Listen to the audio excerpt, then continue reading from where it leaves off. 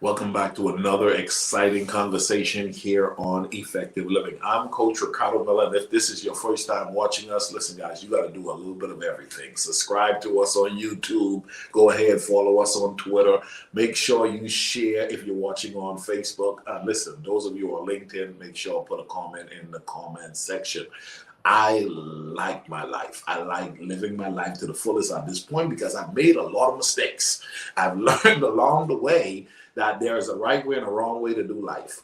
Well, here's the deal. Here on Effective Living, it's all about discovering the principles to living life right henceforth. Forgetting those things that are behind and pressing towards those things that are before. But along the way, I've looked back at my story and I say, that's my past. This is my present. And look at my future. My future is brighter than my past. The guy that I'm about to interview today, it's his first time here on Effective Living, and boy, does he have a story.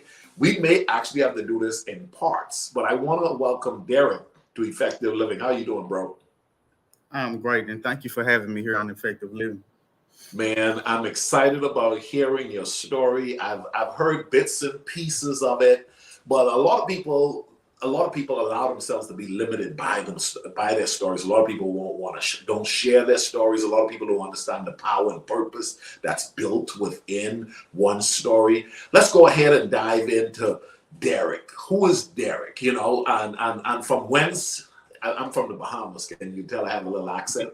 Yeah. From whence you came? Who is Deric? The early years. Talk about Deric, the early years for us. And just to piggyback off what you were saying about the power of a story, if you have a story that can help others and you don't share it, you're being selfish. Because you never know the impact that you can have on others. Because 9 times out of 10, you are not the only person that's going through what you're going through. And so the other people who might be going through what you're going through, you might have certain techniques or ways of coping that can help the next person get through what they're going through. But to get back to your original question, I grew up as a young kid in South Dallas, humble means, poverty, food stamps, raised by my grandmother, just me and her. So we struggled. I didn't have all the things that people look up to, but she did what she could with what she had. And so she just taught me a lot. She taught me how to live within my means. She taught me core principles. She the reason why I know how to cook. She the reason why I know how to wash my own clothes. Back then they didn't have the term independent, but she was actually showing me how to take care of myself without needing a woman or somebody else to lean on. And so I took those principles because as a kid, I was in talented and gifted classes. I was always very smart, but I also lacked the presence of my parents. And so with that, it caused me to have emotional voids in my life. And that kind of directed some of my decisions along the line, trying to fill those voids with things that not supposed to fill those voids, basically. And so that's how my life really started. Just having qualities and having smarts doesn't always equal up to success. And so Let's go. I like that. Listen, let me ask you this question because I know from whence I came growing up in the Bahamas, I'm thinking about being in classrooms and being a kid in the class. Some people, Deric, think, the smart kid is exempt. Like, oh man, he's a smart kid. He's going to be all right. Is that true? Do you believe smart exempt you from trouble, or does it, what do you say to the parent out there? Hey, don't be fooled. Smart is not enough. What would you say? Smarts they're only a piece to the puzzle. Come on. Yeah. In order to be successful, you have to be whole. Yeah. And if you lack in emotional intelligence, but you have smarts, that lack of emotional intelligence is going to cause you to make decisions that's not smart. What you feel is more powerful than what you know. Right. Cool. Because what you feel is going to motivate you more than what your smarts in certain situations, because it's going, like they say, emotions which is energy and motion, and that's going to give you that fuel to make certain decisions. That's why so many of us make bad decisions, even though we're smart. Right. Ladies and gentlemen, today we're talking with Deric and we're learning about his story. And it's important for us to understand, there is power and purpose built within our stories. Listen, there's purpose behind every story, but you got to learn how to extract the gems, the value, the gold from the story. Eric, when we look back at your life, you said your grandmother taught you some things that were valuable things. Let's dive into that for a moment. I mean, obviously she trained you with some good principles that to this day you could still hold on to. Talk about those, the positive. Let's talk about some of those good gems, like you mentioned, cooking. You know what, man, listen, she was the one who told me. What would be another statement that you would be like, I'll never forget this, my grandma always said this. What would one of those statements be? Really, she didn't say much. Okay. She showed me with her actions. Come on. Because, like she was disabled. Okay. But she didn't allow that to interfere with how she raised me. She always tried to instill good principles in me. And it never was about money. It was never like, well, I'm going to buy you everything you want. No, because that's how we spoil a lot of our children. We don't teach them responsibility. But that's the difference. She taught me responsibility, even without money. Yeah. She showed me that taking care of myself and doing the right things were way more important than trying to chase money. Wow. Listen, ladies and gentlemen, tonight, we're so grateful to be able to talk with Deric tonight. We're talking about his story. If you've ever watched this platform before, the goal is every content being delivered has the ability to actually give you a light bulb moment. So you got a son, you have a nephew, you got your grandson around. Tell him, hey, come on in here and watch this young man share his story, okay? And a lot of times we get familiar with content because the internet is so inundated with so much content. But I'm telling you, don't get familiar. Embrace what is about to be shared. Deric, go ahead and tell us a little bit more. You were in school, you were at South Dallas. Talk to us a little bit about those teenage years. How did you transition from early childhood boy Deric to now teenage Deric? What was that journey like for you? The journey was very, very meticulous because even though I was very smart, I was also a great athlete. I was the star point guard for my high school. I was the star quarterback for my high school. And, with popularity, there comes things. And so we go back to the emotional intelligence. So you got this popularity. That means that peer pressure comes. But you have these voids also. So you're trying to fill these voids and look and have a perception to these other people with your popularity when you hurting on the inside. And so that's what happened with me. I was popular. I had all the girls, all the sports, college letters. I'm in high school. I'm doing my thing. And then my senior year, everything changed. I went into a time where anger and bitterness and a lot of negative emotions took over my life. And so I'm being the star point guard.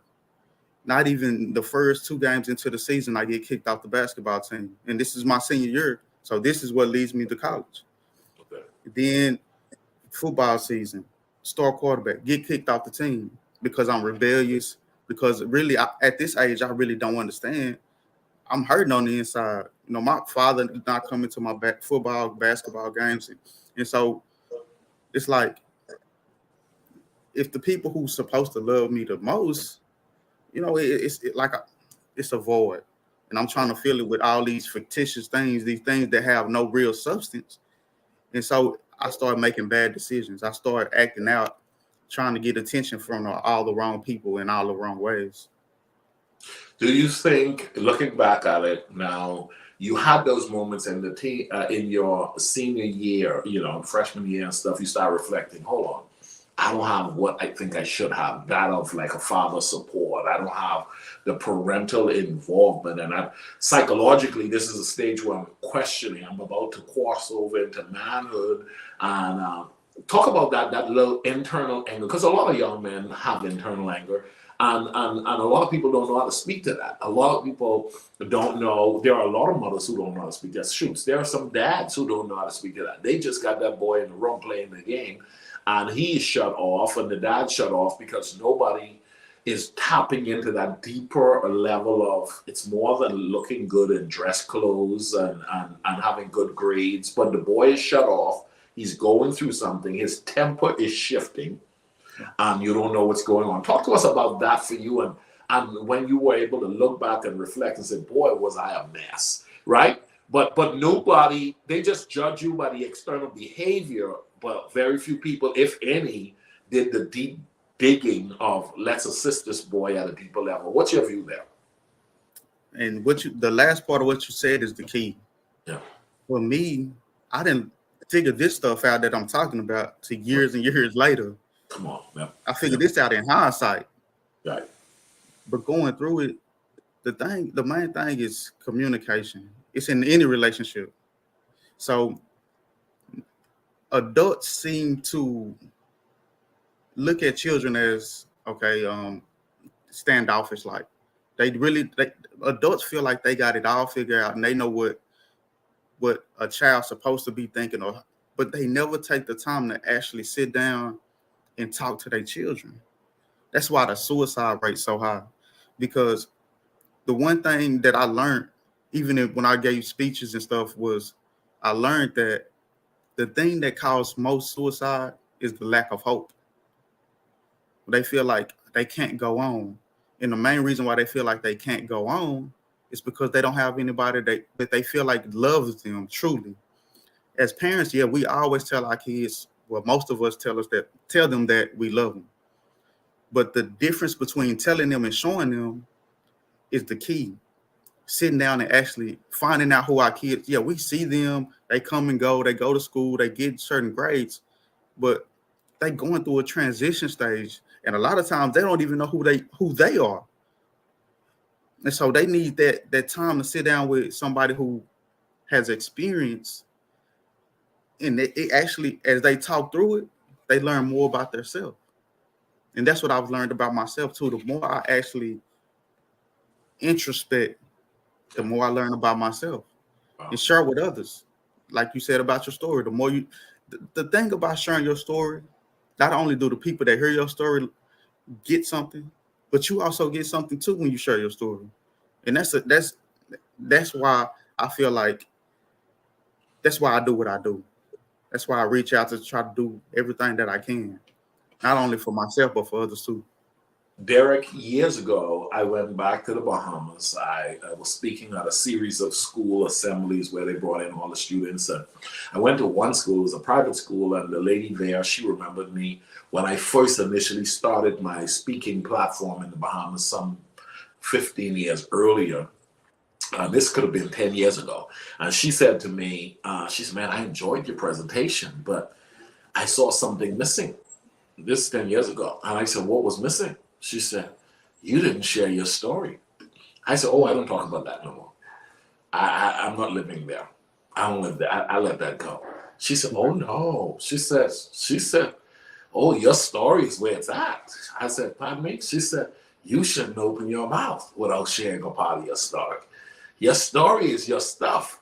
And that was 10 years ago. And I took it. No matter when I hit a stage and stand on a platform, a part of my story is going to be shared. And you're right. There are a lot of people, though, don't want to talk about story. And I think a lot of mistakes can be corrected when a single mom, you had your child at 15, but now you're 35 and you got a kid who is 12 and you're trying to talk to them like they don't make no trouble. Tell them your story.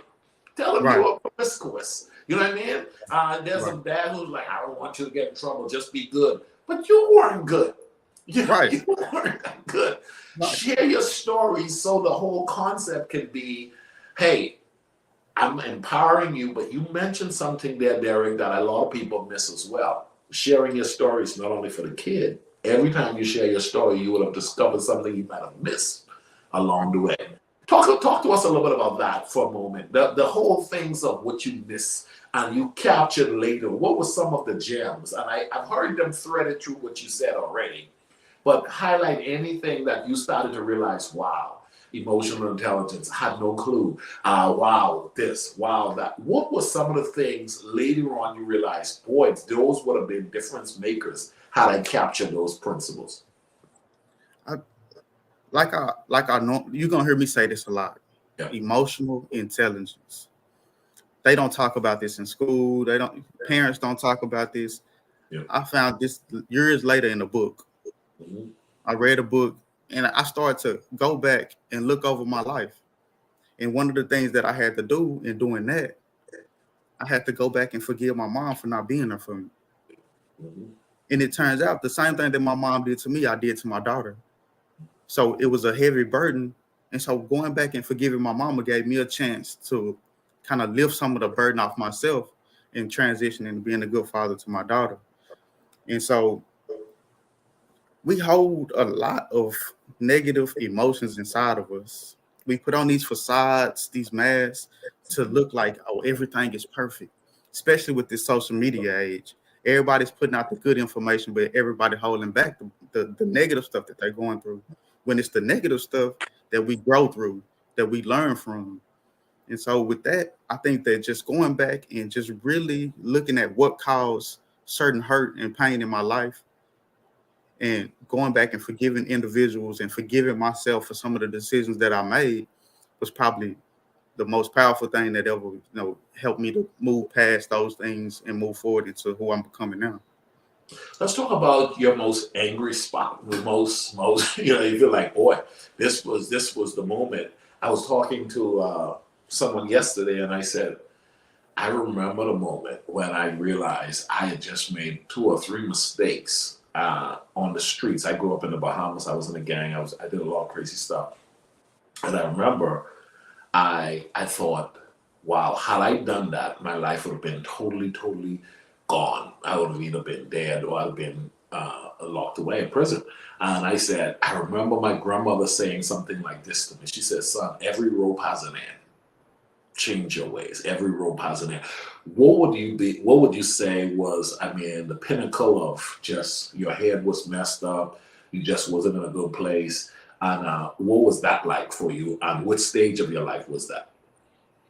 It's ironic that you bring up prison because I actually went to prison for 17 years. And I made a lot of mistakes going into that place where I made the mistake and actually sent me to prison. I had a job as a postman. I was delivering mail. I was doing good for myself. I quit. I was going to college, doing good for myself, get my real estate license. I quit. Then when I finally quit those things, I went back to the hood, started hanging out with old friends. And one thing led to another. Went to prison, went there for 17 years of my life.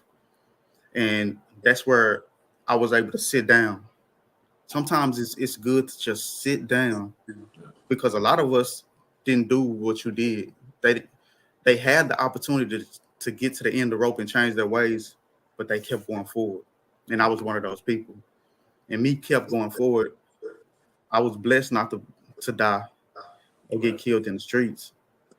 And they gave me a second opportunity to spend time in prison to reflect on myself. And that's where all these things that I'm telling you about, that's where I learned them at, in prison.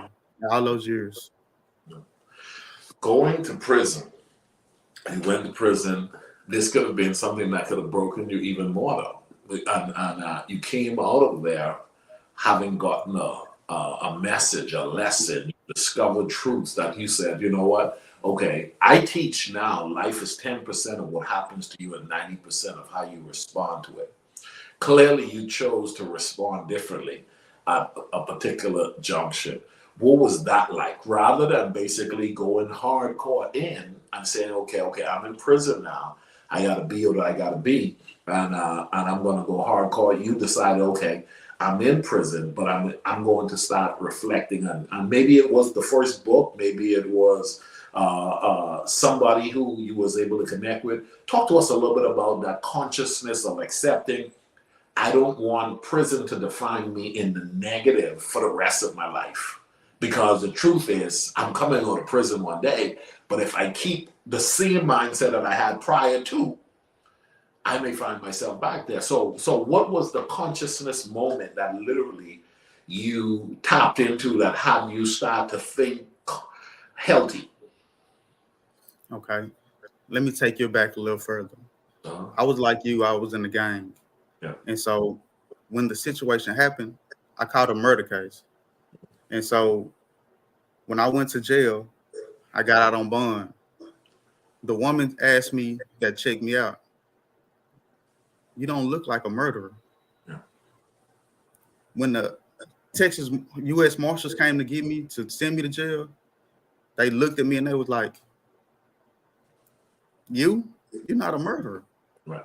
Mm-hmm. And this continuously happened over the course of me entering prison and throughout prison. And so it helped me realize that, hey man, this is not who I am. Mm-hmm. I'm just putting on this facade, trying to be cool, trying to be accepted from people who don't even really accept me. Because how can they accept me for me if I'm not really being myself? And so through that journey, I started to really look at myself and my past and say, hey man, I'm really a smart individual. You know, growing up in school, being smart is not really cool. The smart kid is the one who normally get picked on. Right. Mm-hmm. But when you get older, you understand being smart is actually a cool thing. Yeah. Yeah. And that's when I tapped into my real potential. I've read thousands of books. I got so many notes, and it's just reading really changed my life. Good. Mm-hmm. Like the first book I read was How to Win Friends and Influence People. And then I went to Stephen Covey's 7 Habits of Highly Effective People. And from there, man, it opened my eyes to so many different things. More importantly, it opened my eyes to my real true self. Good. And it sent me on a path of really taking the time that I spent in prison, and I was able to utilize it to really get myself back on track and deal with a lot of the issues, put in some positive stuff, remove some negative stuff, and build on that positive stuff. Get a positive foundation instead of the negative foundation that I had before. Ladies and gentlemen, tonight we're talking with Deric and we're learning about his story, past, present. We'll talk even a little bit about his plans for the future in a few minutes. But here's the truth. He is talking about his story because there is purpose within our stories.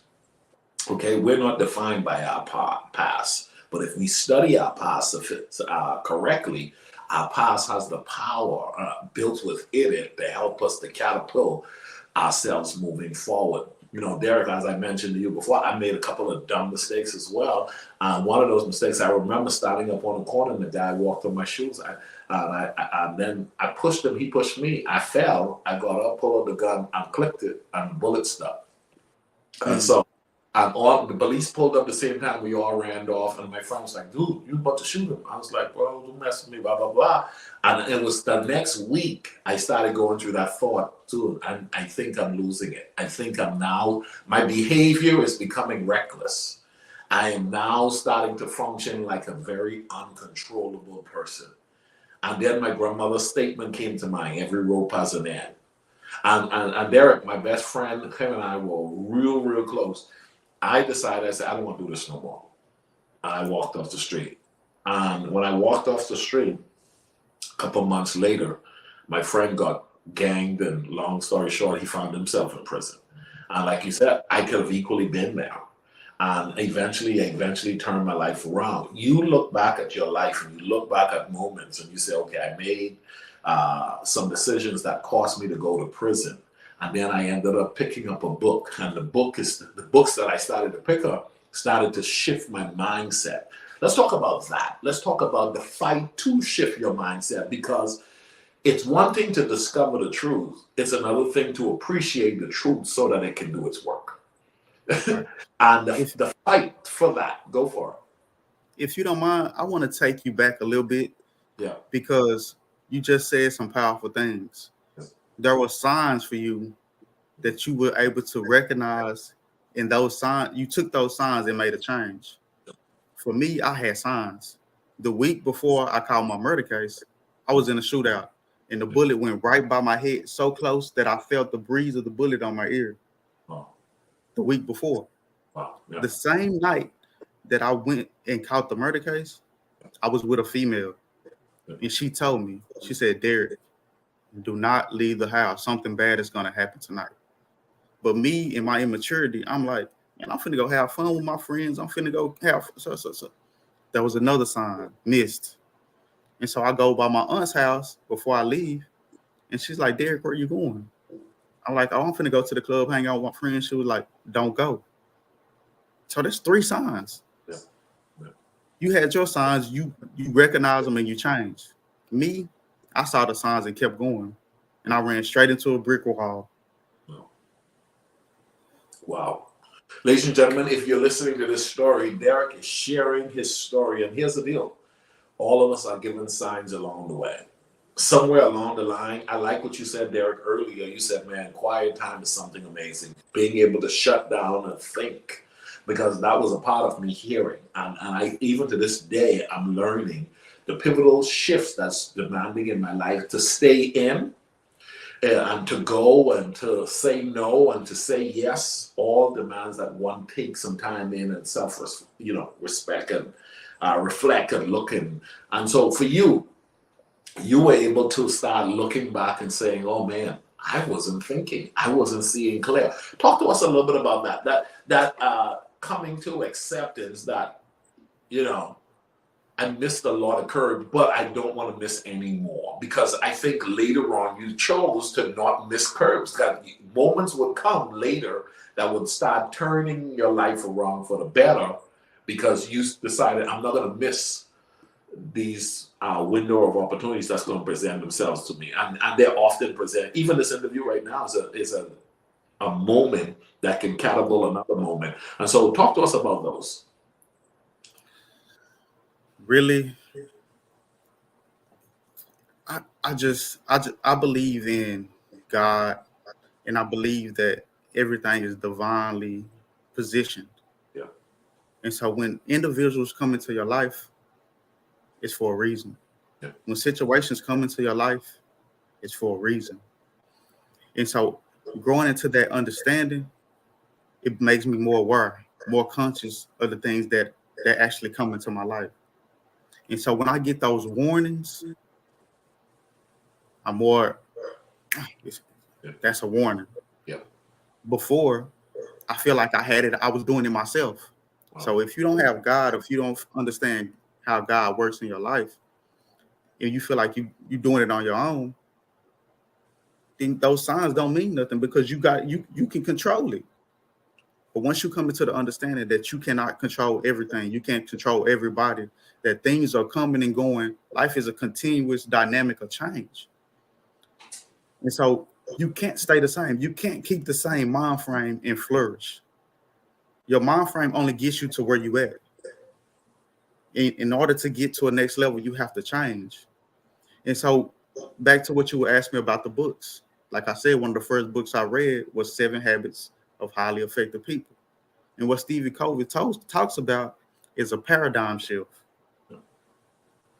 And with that paradigm shift, it comes with awareness.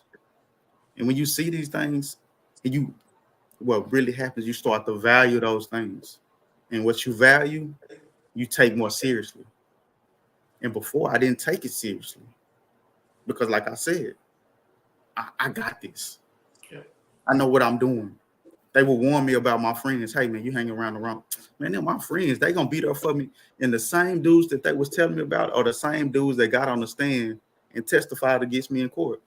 Wow. Yeah. The same dudes that I was with every day. Wow. Wow. There's a huge lesson there, huh? There's so much to be taught. I'm telling you, one of the main things is the power of association. Yeah. Yeah. Yeah. People, places, and things. Yeah. Be careful who you associate yourself with. I think that's going to be our next talk when we do another one. That's deep. Yeah, it sure is, man. Ladies and gentlemen, tonight we're joined with Deric, and he's sharing his story. I wanted him to share his story here on Effective Living. The guy is on his way to doing some incredible things, and he's decided not to allow his past to define him, but to work on becoming the person that he believes God has created him to be. And so, Deric, let's give us a quick snippet of where you're heading, man. Who's Deric today, and where's Deric headed? Deric is just a young man who actually found his purpose. When you don't have a purpose, you float, you're doing whatever that comes to you. But once you have a purpose, you have a God, you have a route that you're taking. You know, detours might come, but long as you understand your purpose, you always have that God and for that destination that you're trying to get to. And for me, that destination is speaking and giving back to the youth and other individuals who can learn from my story, who I can share with and impact them in a positive way. If it's books, speaking, podcasts, my YouTube channel, everything that I can do, because I just want to be of service. I've been so selfish and I never got anything accomplished, but I understand one of another lessons is serving people. The more you give indirectly, you're going to give back, even if it's not financial. And so that's who I am now, a servant. Wow. So good. So good. Ladies and gentlemen, Deric is on a journey to empowering and equipping others by one, using the story and serving humanity at the highest level. Now, here's the deal.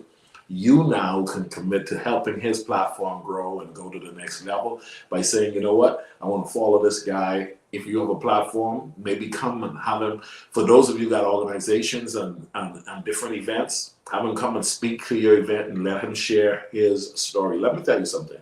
I believe the light bulb moment happens differently for different people from different people. That's the reason why I invite different people on Effective Living. I believe that I'm not called to everybody. But here's the deal. When both of us are talking, someone listens to Deric and they say, man, I need to get closer to that guy. I need him to come speak to my students. I need him to come speak to our college. I need him to come speak. I need to connect with him because the Bible talks about, it says, my sheep know my voice and a stranger they will not follow. There is someone called to me as there's someone called to him. There are people called to me. There are people called to him. There are 8 billion people on the planet. There's enough for all of us. And so the truth be told, I want to see his story go to where his story can be the difference maker in the lives of a lot of people, because you heard it.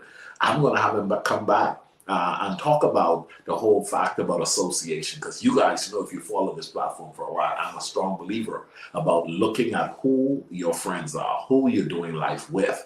And so, Deric, tell our viewing audience how they can follow you, how they can subscribe to your YouTube channel, and even if they wanted to book you to come speak and do a talk, how can they do that? First, you can call me directly at 469-897-2517. I also have a YouTube channel, which is Deric Durden LLC, DericDurden LLC on YouTube. There I have parts of my story And if you call me, I'm willing to come anywhere and speak and really just pour into anybody who's willing to listen. Ladies and gentlemen, you heard it right here. Listen, purpose. He talked about it.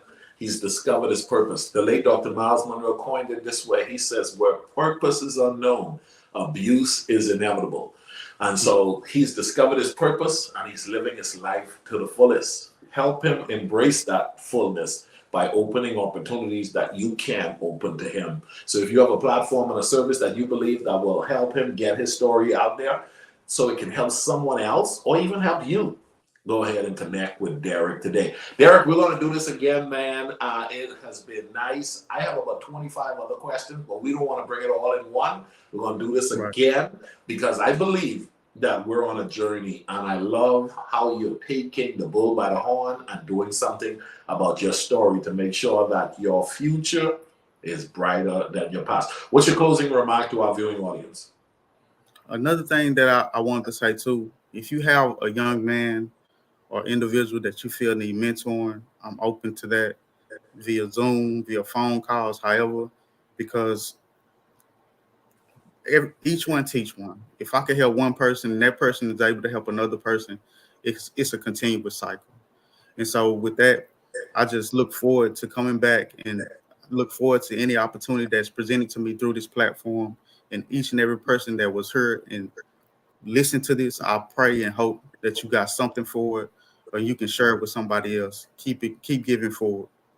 Excellent, excellent. Ladies and gentlemen, have a good night. Thank you so much, Deric, for being a part of the Effective Living Monday Night Conversation. Guys, share the story, connect with Deric today. And remember now, you are responsible for the decisions you make, but don't allow your past decisions to define you. Every day moving forward, start making decisions that will work favorably for you. I'm Coach Ricardo Miller. Have a good night, everybody. Good night, Deric. All right. Good night.